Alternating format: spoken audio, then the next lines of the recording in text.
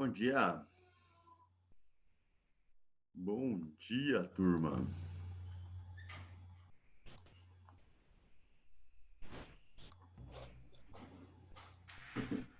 Tudo bem?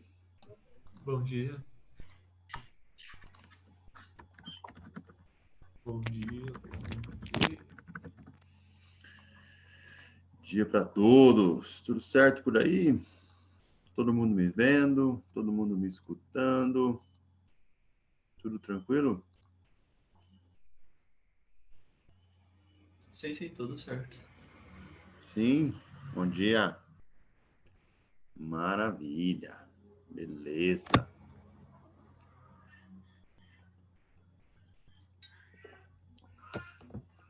Tá tendo aula de outra disciplina ainda? Temos poucos alunos aqui presentes. O segundo ano só tem a primeira aula é Ou essa. não ainda? Tem uma aula de filosofia, não é um negocinho que tem antes da minha? Não, isso aí é de quinta. O professor ainda De estava terça, falando. de terça-feira só aula é a primeira pra gente. Professor, posso perguntar uma coisa pra você? Alô? Você estava falando, Henrique? Eu não estava escutando. Pode falar de novo. Ah, Oi? tá dando pra escutar agora? Tô falando, pode falar. Ok. É, eu tava vendo os exercícios de hoje, que vai ficar de presença, né? Ah, E você vai passar essa parte velocidade média e aceleração média no notação módulo ângulo, que eu não achei muito bem isso, no que eu dei uma olhada é no. a nossa aula de hoje, né? Então, eu dei uma olhada, eu achei a parte de notação módulo ângulo, só que só apareceu o módulo, tinha um módulo e tinha um ângulo, só que só no plano. E o exercício é no espacial. Aí você pode calcular 3 ângulos, Oxe, não é? Ou você calcula o famoso ângulo esférico, o famoso ângulo sólido. Sabe como é que faz isso? não. Não, vou explicar depois. A gente vai chegar lá. Bom dia, gente. Tudo bem? Vamos lá, então, vamos começar a nossa aula aqui. Hoje a gente vai se aprofundar no conteúdo da cinemática, entrando aí na parte vetorial, né? Então a gente vai estar revendo a os conceitos aí básicos, né, que vimos na parte de cinemática nas aulas passadas, porém estendendo isso para 2 e 3 dimensões. Ok? Vamos lá então. Vamos começar com a parte do vetor posição, né? Então, qual era a ideia do vetor posição? A gente tem um referencial, né? No caso, agora vai ser o meu espaço tridimensional cartesiano XYZ, e eu meço a posição da partícula a partir da origem. Então, eu tomo ali para cada eixo coordenado, a partir da origem, né? Então, ela vai ter ali 3 coordenadas na representação da base ortonormal, que é a nossa base I, J e K. Então, esse vetor meu aqui, ó, ele vai ter 3 coordenadas, né? Rx e chapéu. Estou colocando um Rx de t, porque ele pode também depender do tempo em cada uma das coordenadas. Ry de t, j chapéu, Rz de t, k chapéu. Então, a princípio, ele pode depender do tempo ou não, né? Então, esse é o nosso vetor posição. E aqui está um exemplo, né, de como eu acho essa posição aí no nosso espaço. Então, aqui está o nosso espaço cartesiano, ó, eixo Y, eixo X reto e eixo Z, certo? Então, ó, a minha origem está aqui, ó, né? Esse é o meu ponto O. Então, eu vou medir a posição dessa bolinha, que é a minha partícula, né, em relação aí às 3 dimensões. Então, primeiro no X, né, eu vou fazer em vermelho aqui, ó, no X, ela está nessa direção aqui, ó, apontando negativo, né? Ó. Então, ó, vou ter um tracejado aqui, ó. Menos 3i. Então, a posição dela aqui, ó, menos 3 e chapéu. Sempre em relação à origem, né? Perceba que o vetor aqui está saindo da origem. No eixo Y, fazer em verde aqui, ó, ela está subindo, né? Então, Y para cima positivo. Ó, 2 metros, né? J. Então, 2J aqui. E no eixo Z, ela está nessa projeção aqui, ó. Que seria o meu 5. Professor, não está aparecendo suas anotações. Não está aparecendo? Vocês não estão vendo o compartilhado? Não. Apresentação. Tá vendo compartilhando, mas eu não tô vendo o que você tá escrevendo. Tá vendo agora? Agora foi. Tá vendo? Agora foi. Foi? Vamos fazer de novo, então. Vamos lá. Olha lá, o eixo X, né? Ó, minha bolinha tá aqui. E aí, ó, eu vou pegar a coordenada de cada eixo, né? Então, por exemplo, o eixo X está aqui. Vou fazer de outra cor, ó. De verde. Tá aqui o nosso eixo X. E essa bolinha, ela tá nessa coordenada aqui, né? Nessa distância no eixo X. Então, o meu vetor tá aqui, ó, apontando menos 3. E no eixo Y, ela tá aqui, ó, nessa projeção de altura. Então, o meu vetor está apontando para cima. 2J. E no eixo Z, ela está, ó, nessa direção aqui, né? Ou seja, na projeção apontando para frente, mais 5K. Então, o meu vetor posição, né, ele tem essas 3 coordenadas, esse menos 3i mais 2j mais 5k, então ele sai da origem e chega até a posição da bolinha. Então, o meu R é esse camarada aqui, com as 3 coordenadas, menos 3i mais 2j mais 5k. Sempre medido em relação à origem. Tudo bem, gente? Beleza? Tranquilo? Então, essa é a nossa posição. Para eu calcular o deslocamento, certo? Lembrando aí que o deslocamento é a diferença entre duas posições, né? Então, eu tenho que levar em conta o que a gente chama aí das coordenadas, né? Então, por exemplo, eu faço uma diferença em X, faço uma diferença em Y, faço uma diferença em Z, ok? Então, a gente tem que tomar cuidado com a notação. Então, por exemplo, aqui, ó, o meu vetor posição que eu vou chamar de R0, né? Seria o meu no vetor no tempo T0. Então, o meu R0, ó, ele tem R0x, que seria a posição 0 no eixo X. R0y, posição 0 no eixo Y, no tempo 0, né? E a posição 0 no eixo Z. E o nosso R1 fica R1x e chapéu, R1yj chapéu, R1zk chapéu. O 1 está fazendo referência ao instante de tempo e o XYZ está fazendo referência à coordenada espacial que essa posição está relacionada. Como a gente tinha visto antes, né, no caso unidimensional, o deslocamento é sempre a diferença de posições, né? Então, aqui, ó, meu ΔR vai ser R1 menos R0, que é a posição no tempo 1 menos a posição no tempo 0. Só que aí eu vou ter que fazer a subtração, né, respeitando aí as bases, né, o I, o J e o K chapéu. Então, para fazer a diferença no X, eu faço R1 menos R0 no X e chapéu. Faço R1Y menos R0Y no J chapéu. E faço R1Z menos R0Z no K chapéu. Sempre medido em metros, né? Como eu estou com um vetor, eu preciso intensidade, direção e sentido e a unidade da grandeza física para estar caracterizando ela por completo. E aí, o nosso ΔR, que também pode depender do tempo, né, de maneira genérica, aí, ele pode ficar sendo como um ΔRX e chapéu, ΔRYJ chapéu, ΔRZK chapéu. Graficamente, né, como é que ele ficaria? Então, eu tenho aqui, ó, aqui eu chamei de R1 e R2, né, mas isso aí é só questão de generalizar para 2 instantes de tempo quaisquer, né? Pode ser R1, R2, R3, R4, R5, R99, o que você quer aí ao longo do deslocamento. Então, eu tenho aqui a minha trajetória, ok? Em vermelho.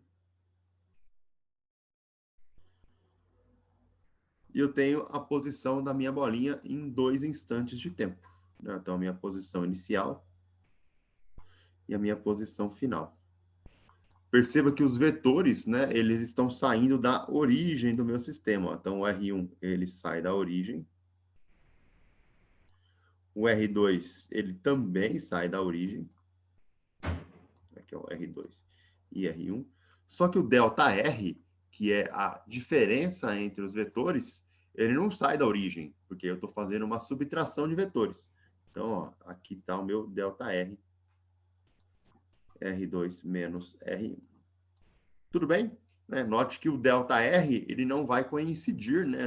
Às vezes pode coincidir, mas na grande maioria dos casos eles não coincidem com a trajetória, né? Então, o deslocamento é diferente da distância percorrida, tá? Então, existe aí essa grande diferença, né? Porque o deslocamento está relacionado com a diferença entre posições, né? A distância percorrida, aí eu tenho que avaliar a trajetória que foi avaliada. Tudo bem, galera? Alguma dúvida? Beleza? Opa. Tranquilo? Todo mundo bem? Nenhuma dúvida?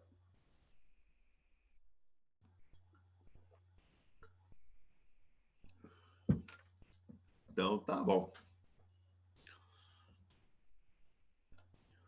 Bom, uma coisa que a gente pode introduzir aqui para facilitar a nossa análise é o que a gente chama de notação módulo ângulo, né? Então, por exemplo, aqui o módulo de um vetor ou norma, né, como vocês costumam chamar aí em geometria analítica, é sempre dada pela raiz quadrada da soma dos componentes do vetor ao quadrado, né? Então, no caso aí do nosso vetor posição, o módulo ou norma vai ser dado aí por rx ao quadrado mais ry ao quadrado mais rz ao quadrado, tirada a raiz quadrada de todo mundo, né? Então, esse caso aqui é para 3 dimensões. Se um vetor tiver 2 dimensões, você pode fazer apenas como sendo o rx quadrado mais ry ao quadrado, sem problemas, ok? Então, a gente tem aí a questão da norma, né? O módulo do vetor.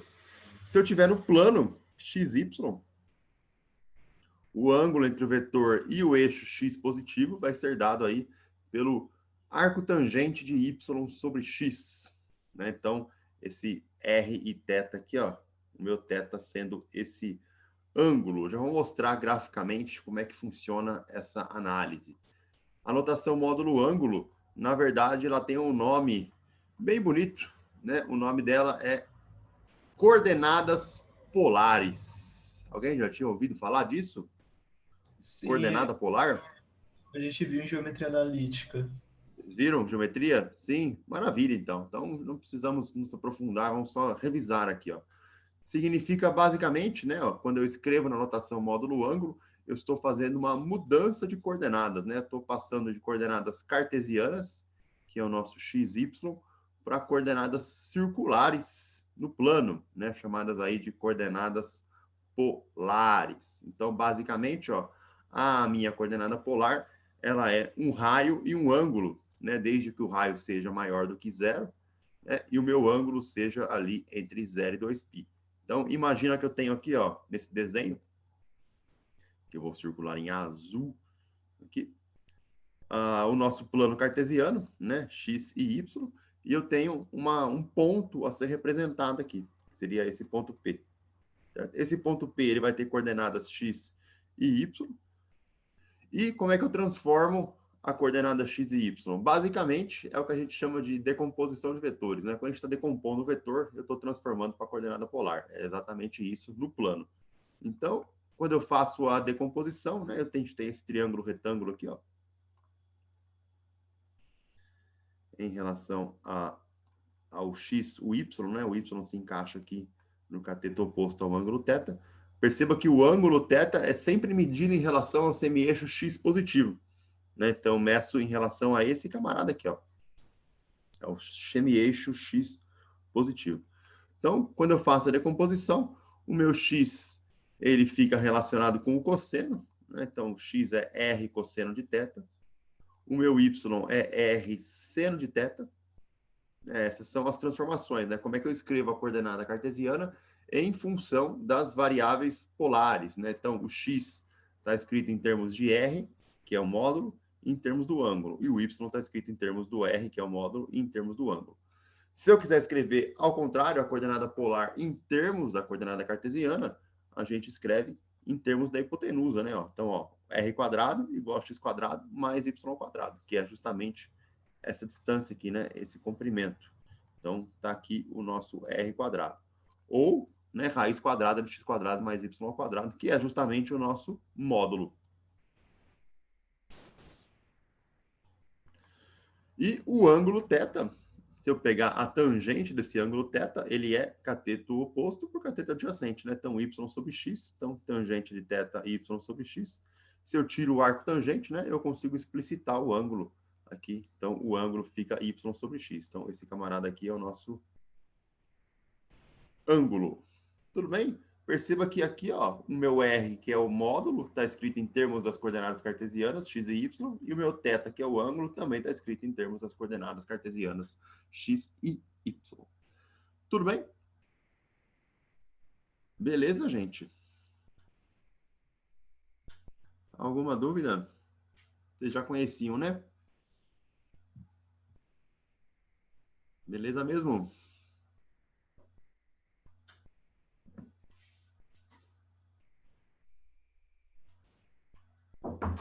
Ok. Vamos lá, então. Dando sequência, vamos fazer um exemplo. Então, olha só. Um exemplo do nosso amigo Coelho Ricochete. Vocês conhecem o desenho do Coelho Ricochete? Alguém aqui é velho o suficiente para ter assistido esse desenho?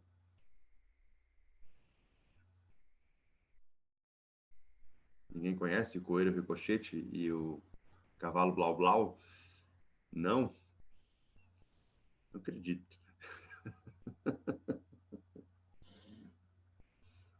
Nunca ouviu falar.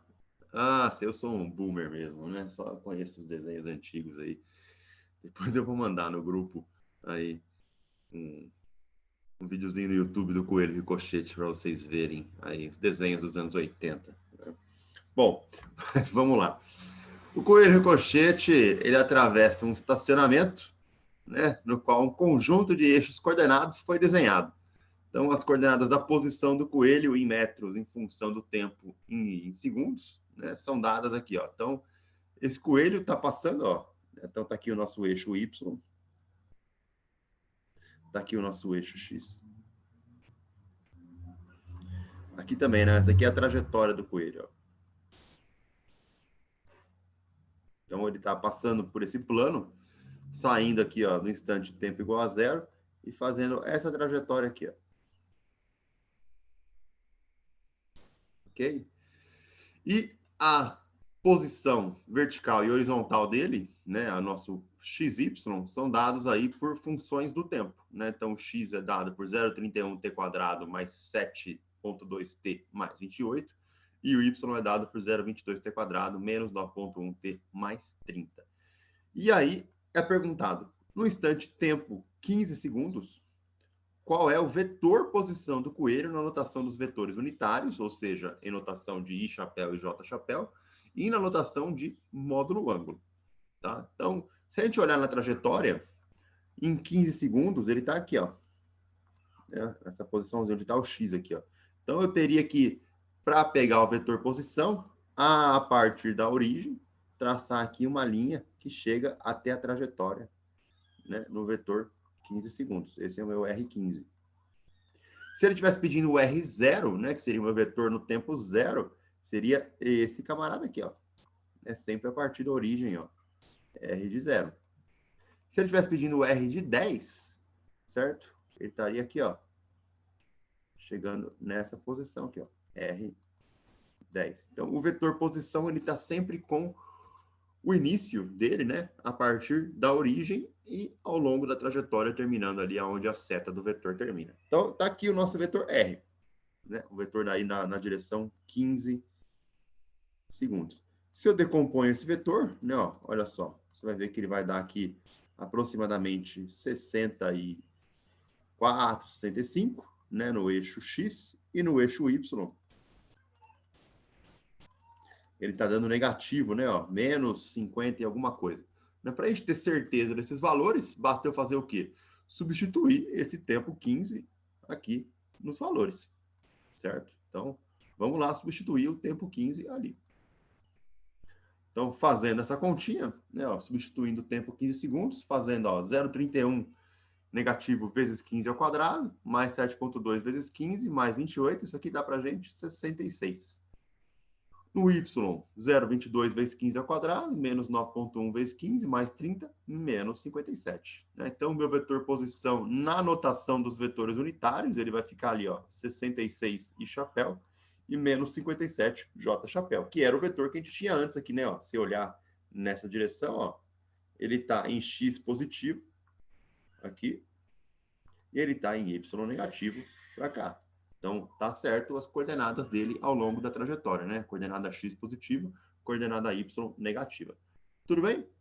E para obter a notação módulo ângulo, né, o que a gente vai fazer? Aí eu jogo na formulinha, né? Então, o módulo é raiz de x quadrado mais y ao quadrado. Então, eu vou pegar os valores que eu obtive aqui, 66 ao quadrado, mais um menos 57 ao quadrado, né? O módulo vai dar 87. Esse 87, basicamente, é o comprimento do vetor, né? Então, se eu pegasse aqui uma régua e a partir da origem medisse essa distância, isso aqui daria os meus 87 metros, que é o módulo do meu vetor, né? O módulo está relacionado com o tamanho, com a intensidade aí da medida. Tudo bem? E o ângulo, jogando aqui na expressão, né? Ó, tangente, né? O arco tangente é menos 1, arco tangente de y sobre x, então menos 57 sobre 66, né? Eu não posso desconsiderar esse sinal de menos aqui, né? Porque a tangente aí ela tem as relações com os quadrantes da circunferência. O ângulo dá menos 41 graus. O que seria esse menos 41 graus? É o ângulo que está medido em relação ao semi-eixo x positivo. Se eu estou andando no sentido horário ali, né? Então, voltando na circunferência, o ângulo tem medida negativa. Então, o meu ângulo é menos 41. Certo? Então, módulo 87, ângulo menos 41. Tudo bem? Beleza, gente? Alguma dúvida? Maravilha, jovens.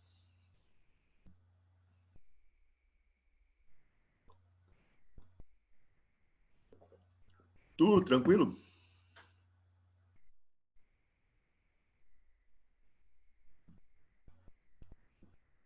Professor, eu tenho duas perguntas.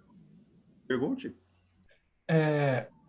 Eu posso, quando estiver escrevendo os exercícios, ao invés de denotar os vetores como IJK, eu poderia só fazer por coordenada, abrir o parênteses, colocar as coordenadas, porque no computador, quando eu tô... 66,57, isso. Isso. É que no computador fica mais fácil do que ter que toda hora colocar o I, o J e o K com chapéu. Pode, né? Poder pode. É que quando a gente está colocando no representante, porque isso aqui geralmente a gente usa para um vetor genérico, né? Quando a gente está falando ali de um vetor, por exemplo, U, né? Um vetor numa base, num espaço vetorial, num subespaço vetorial, etc. A gente usa para vetores genéricos. Quando a gente está representando uma grandeza física em si, né? A gente geralmente coloca, né, na base dos vetores unitários, acrescentando a unidade, né? Então, por exemplo, tem que representar, colocar ainda o metro ali, porque é uma grandeza, né? Então, além de você estar identificando as bases, tem que colocar o metro, mas por mim não tem problema. Beleza. Beleza? Beleza. E essa parte do ângulo, pode usar produto escalar para achar o ângulo? Que daria no mesmo. Pode. Você quer achar fazendo pelo seno do ângulo lá? Pelo cosseno, né, na verdade. Essa aí você pega o ângulo 1, 0. O ângulo não, você pega o vetor de coordenadas 1, 0, que é o vetor que é paralelo ao eixo x, E aí É. sai de boa. Bom, eu acho mais complicado, mas tudo bem. Beleza, valeu. Eu acho bem mais complicado, mas se você acha mais tranquilo de fazer, beleza. Beleza, galera? Mais alguma dúvida? Certo? Então tá bom. Vamos falar então agora do vetor velocidade, né? Então, qual que é a ideia aí do nosso vetor velocidade? Então, a velocidade média, né, ela continua sendo definida aí como a variação do posição com o tempo, né? Só que agora é análise vetorial, né? Então, eu teria que estar fazendo aí um delta x, delta t na direção y, um delta y, delta t na direção j, chapéu, e um delta z, delta t na direção cachapéu, ok? Um exemplozinho, só para a gente ter ideia do que está acontecendo. Imagina que o meu deslocamento aí, ó, seja de 12i mais 3k metros, né? Então, esse é o deslocamento. Já está dado o ΔR. Não precisei calcular o deslocamento. Já foi me dado qual era o vetor de deslocamento. E aí eu queria saber qual é a velocidade média em 2 segundos, né? No intervalo de tempo 2 segundos. Então, eu tenho que pegar o vetor e dividir por 2. Só que é a divisão termo a termo, né? Então, 12 dividido por 2 vai me dar o 6i, e o 3k dividido por 2 vai me dar aí 1,5k. Então, ó, eu tenho que fazer a divisão de cada um das variações de posição, né, nos eixos aí x, y e z. Tudo bem? Então, essa aqui é a Então, velocidade. Oi? o delta R não seria de posição? Sim, ΔR, posição. Então a velocidade média se faz na posição? É? Não é, não? Hã? Não, ΔR é Pô, deslocamento, né? deslocamento. Ah, tá, deslocamento. Ah, ok, É entendi. deslocamento. Deslocamento. Né? O ΔR, ele é R0, R1, né? Menos R0, né? A diferença entre duas posições. Só que aqui já foi dado, né? Qual era o ΔR, não que aquela ali seja uma posição. Já te fornecia um deslocamento hipotético ali. Né? E aí, naquele intervalo de tempo, aí eu faço a divisão, né, de cada coordenada pelo 2 ali fornecido. Tudo bem? Certo? E para velocidade instantânea, né, o que a gente faz? Eu tomo o limite do intervalo de tempo tendendo a zero, né, de ΔR por ΔT, e é a nossa notaçãozinha de derivada, né? Então, eu tenho a derivada do vetor posição no tempo. Basicamente, né, seguindo aí o rigoroso e elegante formalismo matemático, eu tenho que tomar o limite de ΔX, ΔT tendendo a zero na direção y, que me dá a derivada dr dx na direção y, que é a componente da velocidade vx em y. Se eu faço isso com as outras coordenadas, né, o limite de ΔT tendendo a zero para ΔY sobre ΔT em j chapéu, é a definição de derivada de ry no tempo em j chapéu, que é a nossa amiga velocidade vy. E, por último, né, mas não menos importante, para o z, limite do intervalo de tempo tendendo a zero de ΔT por de ΔZ por ΔT no cachapéu, é a nossa definição de derivada em relação ao eixo z no tempo, que é a nossa amiga velocidade Vz no cachapéu. Sempre medido aí em metros por segundo, né? Então, a grandeza tem que estar acompanhando aí a unidade. Logicamente que essa velocidade, ela também pode depender do tempo aí de maneira genérica.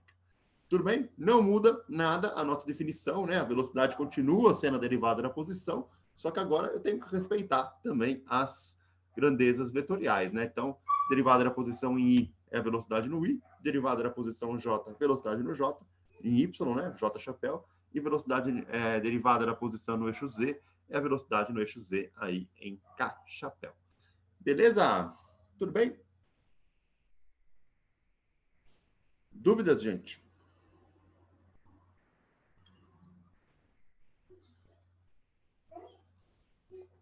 Certinho? Deixa eu pôr o meu cachorro para fora aqui, que ele tá enlouquecido para sair. Espera só um pouquinho. Vai, vai. Tchau.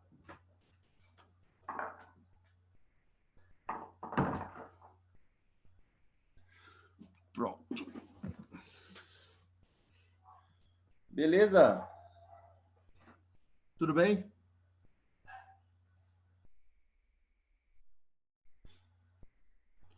Mais alguma dúvida, galera?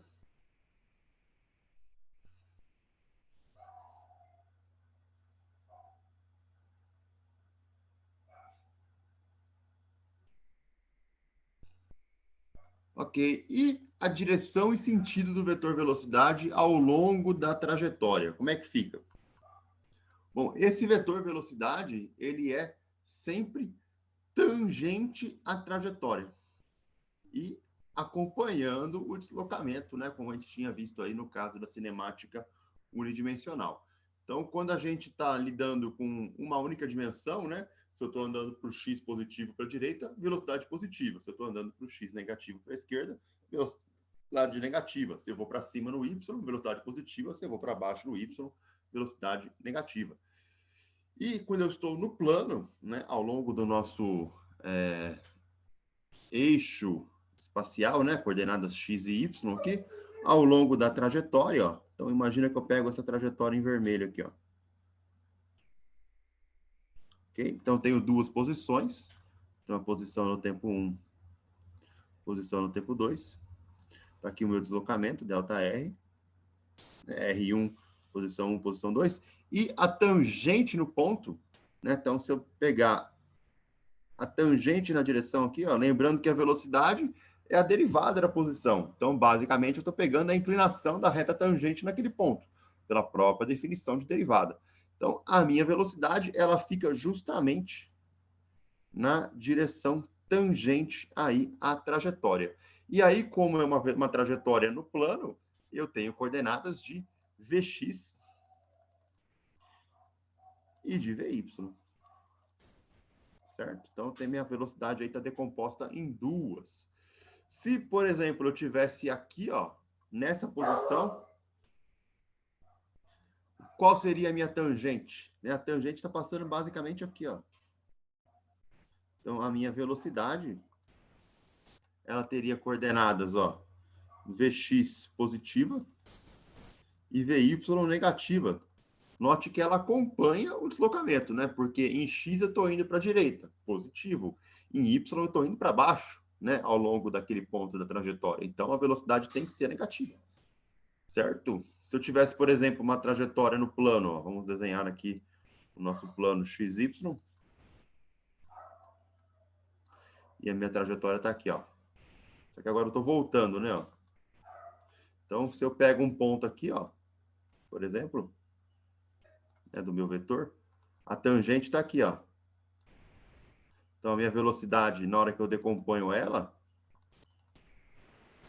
tem um Vx negativo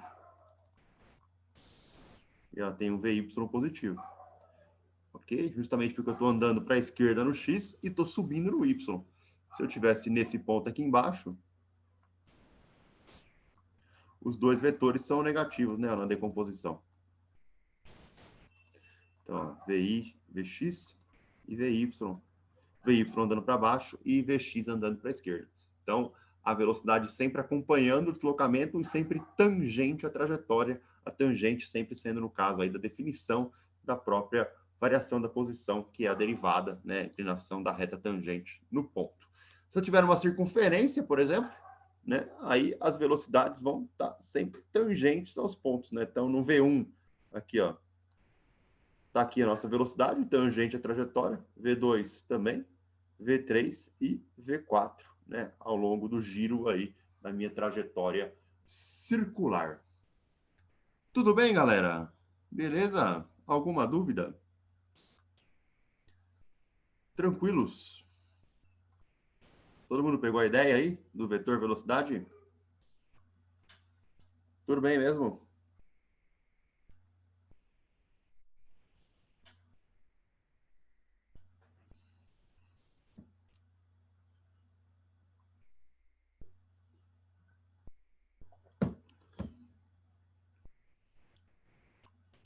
Dona Beatriz, tudo bem? Caroline, Gabriel, Guilherme, Henrique, Isabelle,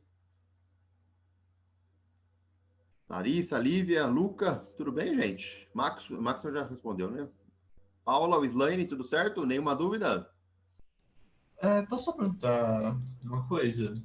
Pergunte. Do, coisa que eu tinha perguntado do exercício lá, de colocar na anotação módulo ângulo o vetor velocidade 3D. Ah, Como que eu faço? então, você pode calcular ele no plano, né? 3 ângulos, né? Então, você pode calcular ele ali, por exemplo, plano XY.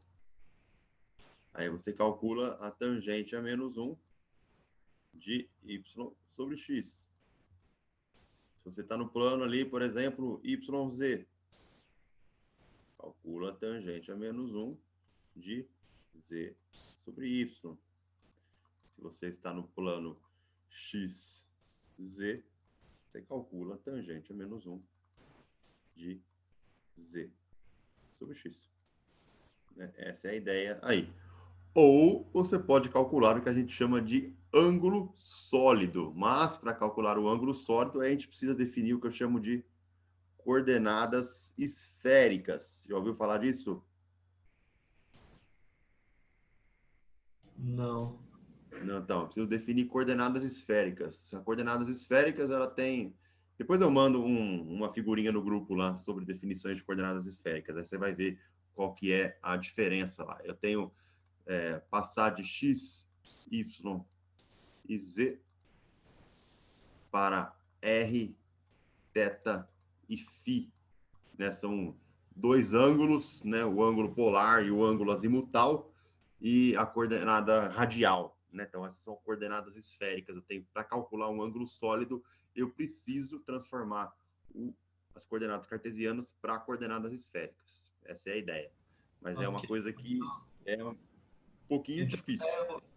então, deixa eu ver se eu entendi. Eu pego e faço o módulo, É, aí eu vou pegar o módulo lá, tudo certinho. sim, Aí eu faço XY, YZ e XZ. isso. Aí depois a resposta vai ser no plano, na parte XY, vai ser módulo vezes o XY, o ângulo do XY. Na parte YZ vai ser o módulo vezes o ângulo YZ, isso? Sim, pode ser. Ah, ok. Beleza? Mais alguma dúvida? Dando sequência, então, voltando lá no nosso amigo Coelho Ricochete, né? Então, ele quer agora que a gente calcule o vetor velocidade na anotação de módulo ângulo. Vamos lá. No instante, 15 segundos, né? Então, de novo, né? Voltar lá naquele instantezinho, 15 segundos, onde estava o coelhinho no estacionamento passeando. Então, a velocidade, eu vou derivar aquela equação, né? Da posição no x. Então, velocidade Vx, a derivada de 0,31t² mais 7,2t mais 28. Derivada de polinômio, né? Apenas fazendo aí a regrinha do tombo. Então, o 2 cai multiplicando aqui o 0,31, dá 0,62t. 7,2t fica apenas 7,2 e 28 é constante na derivada, ele vai embora. Para o VY, segue o mesmo raciocínio, né? Então, vou derivar no tempo a posição em y. Então, 0,22t², o 22 passa multiplicando o 2 que caiu na regrinha do tombo, sobrou 0,44t, menos 9,1, esse t aqui some, fica apenas 9,1, e o 30 é constante, ele vai-se embora. Então, temos o vetor velocidade, né, com suas respectivas aí Vx e Vy, só que a gente precisa calcular para um instante de tempo 15 segundos. Então, aonde tem tempo aqui, vamos substituir por 15. Então, 0,62 negativo mais 7,2 vai dar menos 2,1 metros por segundo em I. E o 15 substituído aqui, ó, vezes 0,44 menos 9,1 vai dar menos 2,2 metros por segundo J. Então, esse é o nosso vetor velocidade na notação das bases unitárias I e J. Note que esse vetor velocidade, ele está aqui, ó, tangente à trajetória. E quando eu decomponho o vetor, ó, olha só, coordenada Vx, Vy, desculpa, Vy negativa e o Vx também negativo, né? Ambos aí, x para a esquerda e y para baixo. Por isso que as duas coordenadas aí são negativas. Passando para módulo ângulo agora, né? Então, velocidade vx quadrado mais vy quadrado tirada raiz quadrada, fazendo a continha com os valores, né? Lembrando que o valor é negativo, mas eu vou estar elevando ao quadrado, então não vai ter problema nenhum, né, em relação a esse cálculo. O módulo da velocidade vai dar 3,3 metros por segundo. 3,3, lembrando, é o tamanho do vetor, né, medido aqui o módulo e a intensidade do vetor. Já o ângulo, né? Então, ó, o ângulo é o arco tangente de Vy sobre Vx. Os dois vão dar negativos, né? Então, eu vou ter uma tangente a menos 1 de 1,19. Esse ângulo vai dar para a gente menos 130 graus em relação ao semi-eixo x positivo. Tudo bem? Então, esse aqui é o nosso ângulo da medida, sempre em relação ao semi-eixo x positivo. Beleza? Maravilha, jovens? Tudo bem? Alguma dúvida?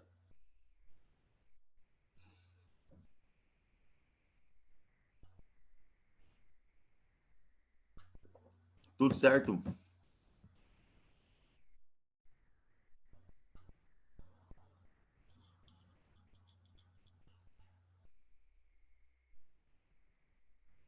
Não sei se na calculadora de vocês está dando aí o arco tangente menos 130 graus mesmo. Deixa eu ver se... Aqui, ó. Ele dá... Opa, eu estou em radianos aqui na minha calculadora. Peraí. Em graus. Arco tangente 1,19. Olha só. Não sei se vocês já fizeram essa conta aí, mas... Bateu aí? Alguém bateu o arco tangente de 1,19 na calculadora? Quanto que deu esse valor aqui?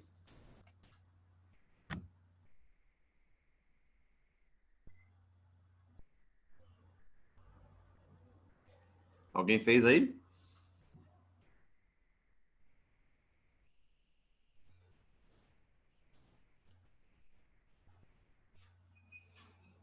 Esse vai dar menos 130. Deu 50, né? Ah, isso. Deu 50 graus. Pô, professor, tá errado, então. Você tá zoando nós aqui na aula aqui. Deu 50. Não, 50 é esse ângulo complementar, né? Ó. Seria esse ângulo aqui, ó. Se o meu vetor tivesse no primeiro quadrante, né? Como ele está aqui no terceiro quadrante, né? A tangente é a mesma, né? A tangente é positiva aqui também. Só que aí eu tenho que olhar para onde está o vetor, né? Se o vetor está no terceiro quadrante e a medida de ângulo é em relação ao semi-eixo x positivo, ela é menos 130. 50 é o ângulo complementar. Tudo bem? Pegaram a ideia?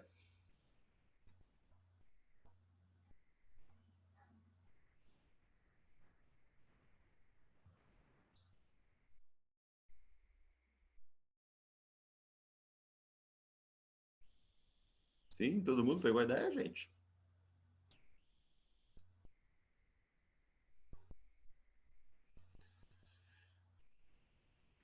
Professor, se eu não quisesse trabalhar com negativo, eu teria que somar 180 ao 50, não teria? Para ficar 200 e pouco? Seria no sentido, Não, você no teria que sentido tirar anti-horário, né? 180, né? Não, sim, mas se eu quisesse pegar o ângulo no sentido anti-horário, É, você teria que somar 180. mas estaria certo do mesmo jeito. Tá, estaria certo. Beleza.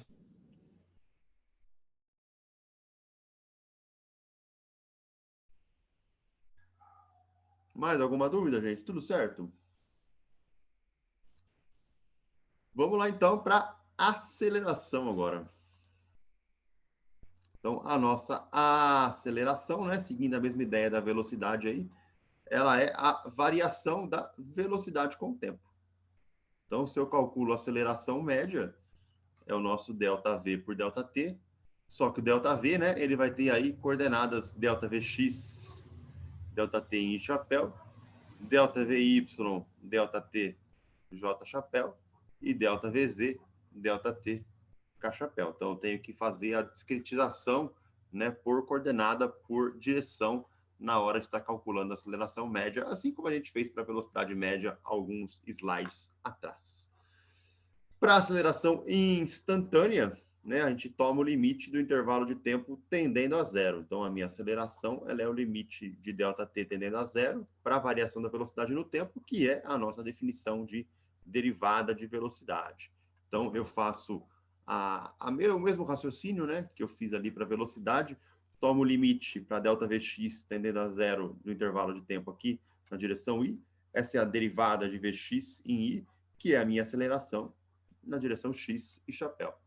A mesma ideia para o eixo y, né? Então, o limite de ΔT tendendo a zero para ΔVy sobre ΔT j chapéu é a derivada de Vy dt j chapéu, que é a nossa componente da aceleração AY no j chapéu. E na mesma ideia também para o eixo z, limite de ΔT tendendo a zero para ΔVz sobre ΔT de k chapéu, derivada de Vz por ΔT também em k chapéu, né? Que é a definição aí de derivada em relação ao limite de intervalo de tempo tendendo a zero, que é a nossa componente AZ K-chapéu.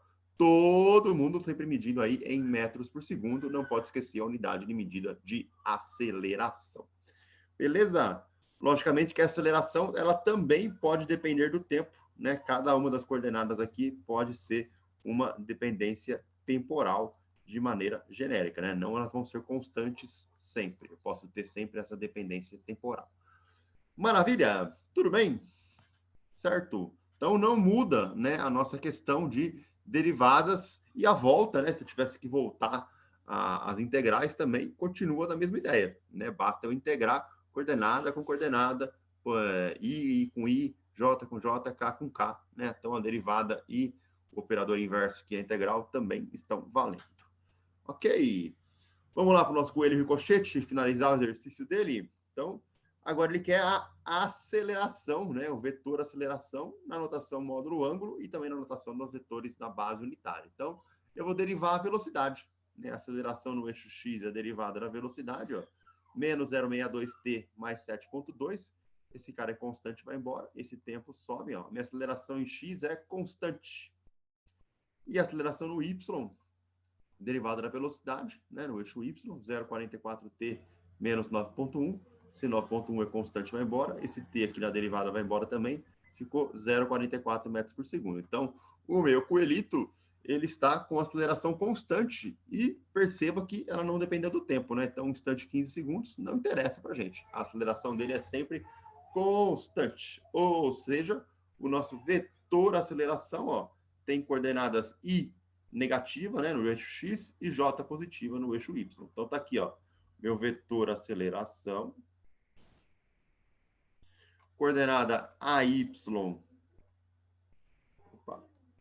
positiva e coordenada AX negativa.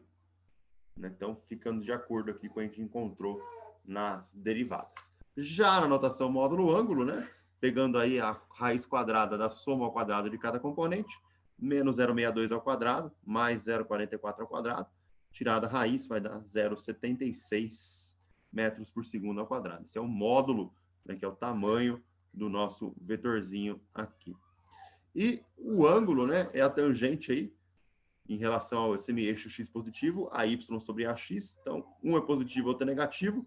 Quando você faz essa conta, ó, ela está dando menos 35 graus. O que seria o menos 35 graus? Seria, de novo, né, o caso complementar. Se eu somar com 180, né, o meu vetor aceleração, de acordo com as coordenadas aí I e J que eu achei, né, ele está apontando no segundo quadrante. Então, o ângulo, na verdade, ele é 145, né, e não 35. Beleza? Maravilha, jovens. Tudo bem mesmo? Alguma dúvida? Ficou claro?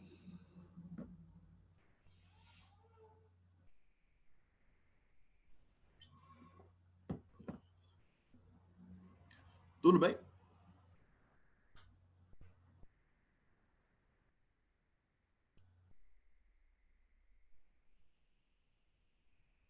Certinho?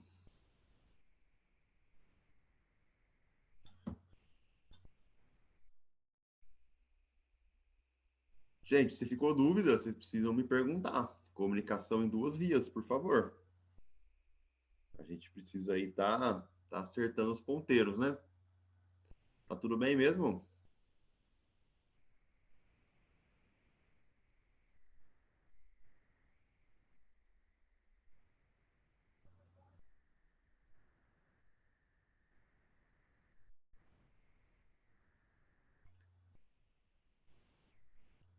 Só tem 3 alunos, tudo bem? Todo mundo? Só a Gabriela, o Cauã e a Carolina, entenderam? Tudo bem, professor. Ok, Tudo bem. certo.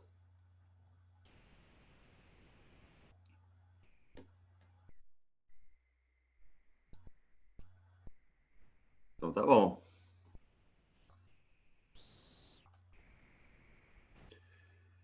Só para a gente fazer uma análise diferente, né? Quando eu estou falando de vetor, eu tenho aqueles 3 quesitos a serem considerados: a intensidade, a direção e o sentido, ok?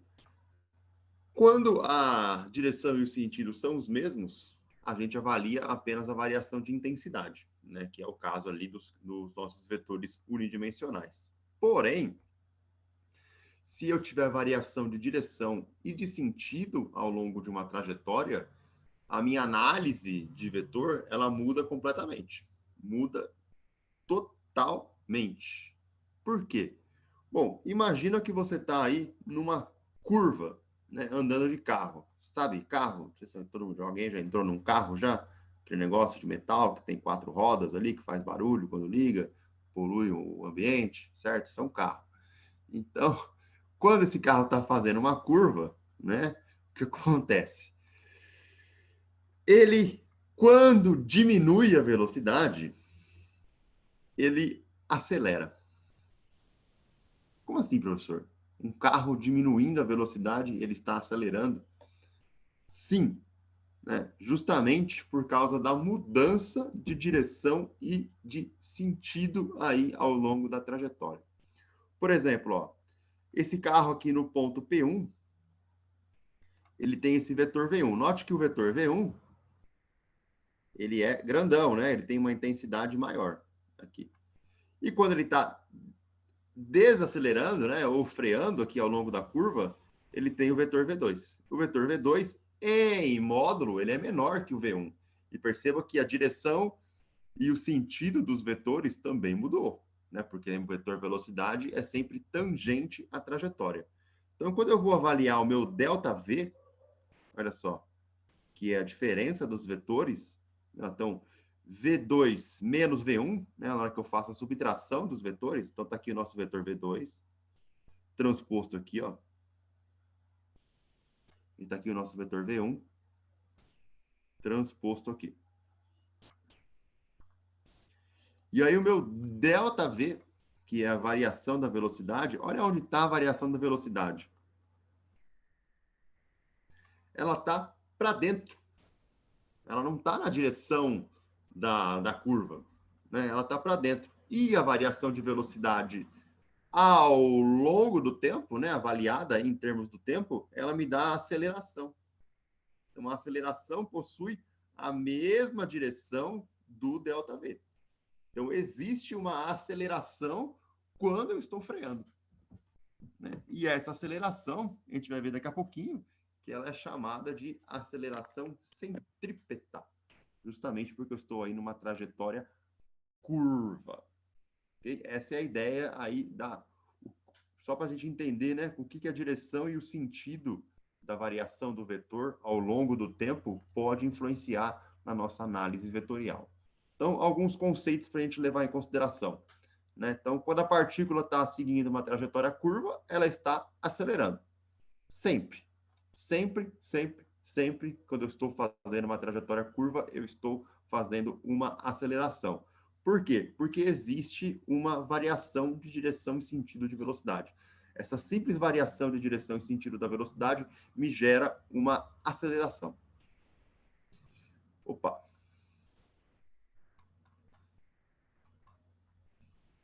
Então, ó, no segundo, né? Ó. Então, ao longo dessa trajetória curva, a aceleração é sempre diferente de zero, mesmo no caso se a velocidade for constante. Como assim se a velocidade for constante? Então, imagina um círculo. Aí, ó. Quase um círculo, né? Não é uma espiral aí. Mas imaginamos que seja um círculo. Imagina que eu estou aqui com a minha bolinha fazendo, né, as minhas trajetórias. Então, se a velocidade é constante, significa que o módulo dela é constante. Então, ó, o vetor velocidade tem o mesmo módulo. Imagina que essas duas setinhas aqui têm o mesmo tamanho. Só que, a partir da variação de direção e sentido, né, quando eu faço a subtração de direção e sentido, aparece uma aceleração, né, justamente por causa da variação e do sentido. Tudo bem? É o que a gente vai chamar de aceleração centrípeta, por causa da variação da direção e do sentido, mesmo que o módulo seja constante. Para a gente comparar, né, ó, numa trajetória retilínea. Então, tá aqui, ó. Imagina só, num ponto P1 e num ponto P2. Né, estou aumentando a velocidade. Então, quando eu faço a diferença das velocidades, né, meu ΔV é um menos o outro, a minha aceleração está na mesma direção e sentido, né? A aceleração é tangente à trajetória. Tudo bem? Se eu estou numa trajetória curva, né, aí a aceleração, ó, perceba que ela está perpendicular à velocidade, né? Ó. Aqui está o meu ΔV, a aceleração está na direção do ΔV. Então, ela está seguindo aqui um ângulo, né, basicamente perpendicular aí à minha direção V1. Então, eu posso ter dois tipos de análise. A primeira, aonde a aceleração está na mesma direção da velocidade, que é o caso da trajetória retilínea. E se eu tiver perpendicular à velocidade, eu vou estar numa trajetória curvilínea. Dessa maneira aqui, ó. Então, na minha trajetória curvilínea, eu quebro a minha componente de aceleração em duas. É o que eu chamo de aceleração tangencial e o que eu chamo de aceleração centrípeta. Então, eu vou ter as duas componentes de aceleração. A tangencial, ela vai acompanhar a velocidade, né? Então, aqui, ó, imagina nesse pontinho P que eu estou aqui, ó. Nesse pontinho P, eu tenho a minha tangente aqui, o vetor velocidade, e essa aceleração, que ele chamou de aceleração paralela, né? Mas a gente pode chamar aqui de aceleração tangencial. Então, ela acompanha a velocidade. E existe uma componente que é normal, né? Ou perpendicular à trajetória, que a gente vai chamar de aceleração centrípeta. Então, a componente paralela, né, ou tangencial, ela vai descrever para mim se eu estou acelerando ou freando. Então, se ela estiver na mesma direção e em sentido oposto à vetor velocidade, eu estou no que eu chamo de movimento retardado. Se ela estiver na mesma direção e no mesmo sentido que a velocidade, eu estou no caso de movimento acelerado. Foi o que a gente já tinha visto lá atrás aí na classificação de movimentos, né? Se aceleração e velocidade estão no mesmo sentido, movimento acelerado. Se elas estão em sentidos opostos, movimento retardado. Então, a tangencial ou a componente paralela, ela está sempre junta com a velocidade. Lembrando que a velocidade, ela indica o sentido de movimento, né? Então, aqui no caso, eu estaria girando no sentido horário, né? Ao longo dessa curva aqui, ó. Se a velocidade está para cá, eu estaria girando no sentido anti-horário, né? A velocidade sempre tangente aí, acompanhando o deslocamento. Já a componente normal, que é o que a gente vai chamar de componente centrípeta, ela sempre aponta radialmente para o centro. Justamente porque ela está relacionada com a variação da velocidade ao longo da trajetória de curva, né? A variação de direção e sentido. Então, a minha componente centrípeta, ela fica apontando sempre radial para o centro e fazendo um ângulo de 90 graus com a tangencial. Então, centrípeta e tangencial são sempre ortogonais. Quando eu somo as duas acelerações, aí eu encontro o que eu chamo de aceleração total do meu probleminha, né? Esse Azinho aqui, ó. Então, o A é a soma vetorial da centrípeta mais a tangencial, e o módulo dele, né, é dado aí basicamente pela soma ao quadrado do módulo de cada uma das acelerações. Então, a gente vai ter três acelerações no caso, né? A tangencial, a centrípeta e a total. Essa é a ideia, né, de quando a gente tem uma variação de direção e sentido ao longo de uma trajetória curva. Tudo bem? Beleza? Pegaram a ideia, gente?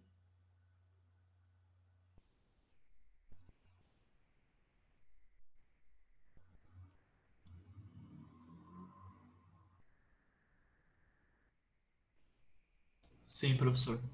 A Sim, gente, a gente percebe a aceleração centrípeta em qualquer tipo de movimento curvo que a gente faz, né? Por exemplo, quando você está num carro, né, naquele objeto com rodas metálico, né, que a gente anda para frente e para trás, se ele está fazendo uma rotatória, né? Quem nunca, né, já esteve aí no banco de trás do carro e já foi esmagado pelo amigo, pela irmã, pelo parente, primo, tio, etc., né, enquanto o carro fazia a curva na trajetória, justamente por causa da aceleração centrípeta, né? Ela prende o carro na trajetória curva, né? A gente vai ver daqui a pouquinho, quando a gente estudar dinâmica nas próximas aulas, né, que existe o que a gente chama de força resultante centrípeta. Essa força, ela prende o carro na trajetória, né? E o que não deixa o carro capotar é justamente a força de atrito. Depois a gente vai estudar isso, né? Eu lembro até hoje, quando a gente foi, né, faz tempo já, hein? Nossa. Mas antigamente a gente tinha tipo o Interunesp da vida, né? Só que no caso era o Interfísicas, né? Então eram vários, era tipo um Interunesp, só que só de curso de física, né? Imagina só a loucura que era. E uma das provas, né? Uma das zoeiras lá das competições era um rolê na rotatória, né? Então você tinha que ficar ali, alguém pegou um carro, né, e tinha que ficar dando volta na rotatória, né, para você sentir ali a aceleração centrípeta e ficar preso ali, né? Era o famoso rolê na rotatória, né? Quem ganhou ali conseguiu dar 10 voltas numa rotatória sem derrapar o carro. Olha a loucura que era as provas de um torneio interfísicas. Mas essa era a ideia aí de aceleração centrípeta. Beleza? Só para a gente comparar aqui, né, as ideias, ó. Então, olha só. Se eu tô com velocidade constante, né, se o módulo da minha velocidade é constante, o que acontece? O vetor velocidade está aqui, né? Como esse vetor v ele não varia, né, não tem aceleração aqui, ó. Não tem aceleração tangencial. Por quê? Porque esse vetor não está variando, né? Nesse caso, a única aceleração que aparece é a aceleração centrípeta, que é normal à minha trajetória. Já se eu estou num movimento acelerado, né, o que significa? Significa que num ponto posterior aqui, ó, eu vou ter um vetor v maior do que esse. Por exemplo, aí um V1, se esse aqui for um V0. Então, vai existir uma aceleração tangencial, por causa da diferença de velocidades aqui da aceleração. E essa tangencial, ó, ela faz com que a minha aceleração total vá para frente, né? E a outra componente seja a minha aceleração centrípeta. Perceba que a aceleração está na mesma direção da velocidade. Já se eu estiver freando, o que acontece? Eu vou ter um outro vetorzinho menor aqui, ó, né? Por exemplo, um V1 aqui, se aqui for um V0, e a minha aceleração, ó, ela vai estar apontando para trás. Opa, aceleração tangencial. Fazendo com que o meu vetor aceleração total, né, ele se desloque para trás da normal. E aqui está a minha centrípeta. Sempre a centrípeta apontando radialmente para o centro. Então, eu tenho aqui os casos de acelerando e freando, né? Aceleração tangencial na mesma direção, porém em sentido oposto se eu estiver freando e no mesmo sentido se eu estiver acelerando. Essa é a ideia aí dos vetores de aceleração e como é que eu avalio eles em termos do vetor velocidade. Tudo bem? Beleza, gente? Alguma dúvida? Tudo tranquilo? Alguém ficou com alguma pulga atrás da orelha? Alguma sugestão, comentários?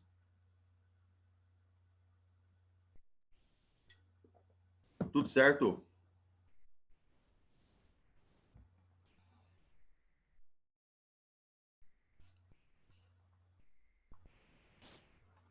Tranquilo mesmo.